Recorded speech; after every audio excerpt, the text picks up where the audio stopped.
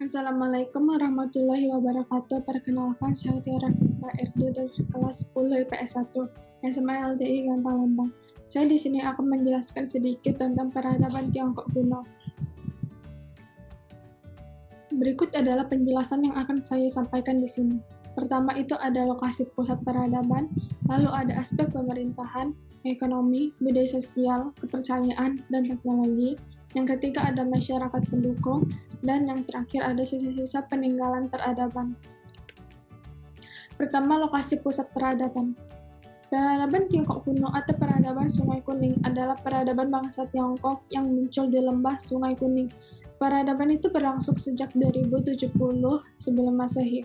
Peradaban itu terutama terjadi di kawasan lembah sepanjang Sungai Huangheo dan Sungai Yangtze. Sungai Huangheo banyak mengandung lumpur, membuat airnya berwarna kekuningan sehingga dijuluki Sungai Kuning. Kedua ada aspek pemerintahan, ekonomi, budaya sosial, kepercayaan, dan teknologi. Pemerintahan. Dalam aspek pemerintahan, pada masa Tiongkok kuno memiliki dua macam karakteristik, yaitu feodal dan unitaris. Sistem pemerintahan feodal yaitu pada dinasti Zhou dan dinasti Shang, kaisar tidak menangani langsung urusan kenegaraan karena kedudukan kaisar bersifat sakral.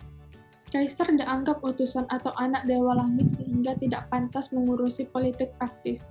Sementara itu, pada sistem pemerintahan unitaris, yaitu pada dinasti Qin dan dinasti Han, kaisar terlibat penuh dalam politik praktis dan berkuasa mutlak dalam pemerintahan. Dalam aspek ekonomi, pada masa dinasti Shang, mata pencaharian penduduk Cina kuno sebagai petani. Para petani di saat itu sudah menggunakan bajak untuk mengolah tanah. Selain itu, ada juga yang berternak, berburu, dan menangkap ikan. Pada masa dinasti Zhou, kehidupan masyarakat semakin berkembang. Ada yang menjadi pedagang, penenun, pengrajin, penebang kayu, dan buruh. Pada masa dinasti Qin, mata pencaharian utama penduduk adalah petani dan penenun.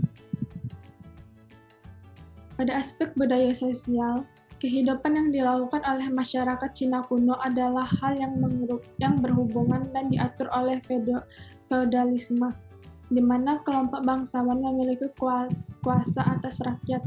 Rakyat wajib membayar atas upeti serta pajak kepada bangsawan. Selain itu, masyarakat Cina kuno melakukan penghormatan terhadap kekuatan gaib yang di mana penghormatan itu dilakukan kepada 1. Dewa langit, 2. Kekuatan alam, dan yang terakhir ada arwah leluhur. Pada aspek kepercayaan, bangsa Cina kuno mempunyai kepercayaan yang bersifat politeisme, yaitu percaya kepada banyak dewa. Mereka memuja dewa-dewa yang dianggap sebagai sumber kekuatan. Dewa-dewa utamanya antara lain Dewa Fengfa atau sebagai dewa angin, dan Dewa Leishi atau sebagai Dewa Taufan. Dalam aspek teknologi, di antara penciptaan yang paling awal adalah sempoa atau jam bayangan. Dan item pertama seperti lentera Kongming. 4 penciptaan besar yakni kompas, mesiu, pembuatan kertas, dan percetakan. Merupakan di antara kemajuan teknologi yang paling penting. Hanya diketahui Eropa di akhir abad pertengahan 1000 tahun kemudian. Dinasti Tang atau sekitar 618 sampai 906 Masehi secara khusus merupakan zaman inovasi besar. Banyak hubungan pertukaran terjadi antara Barat dan penemuan Tiongkok sampai dengan zaman dinasti Qin. Yang ketiga ada masyarakat pendukung. Masyarakat pendukung yaitu masyarakat Tiongkok pada zaman itu. Yang keempat ada sisa-sisa peninggalan peradaban. Peninggalan kuno dinasti dan kerajaan Cina yang berharga, yaitu 1. Kalender, 2. Great Wall atau tembok besar Cina, ketiga ada istana, keempat Guci, kelima filsuf, keenam seni lukis, ketujuh kertas, dan yang terakhir ada uang kertas dan cat.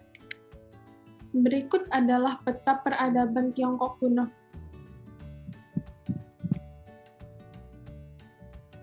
Berikut adalah referensi yang saya dapatkan sebelum saya membuat penjelasan ini. Sekian penjelasan saya tentang peradaban Tiongkok kuno. Maaf bila ada salah kata. Semoga video ini bermanfaat bagi kalian. Terima kasih.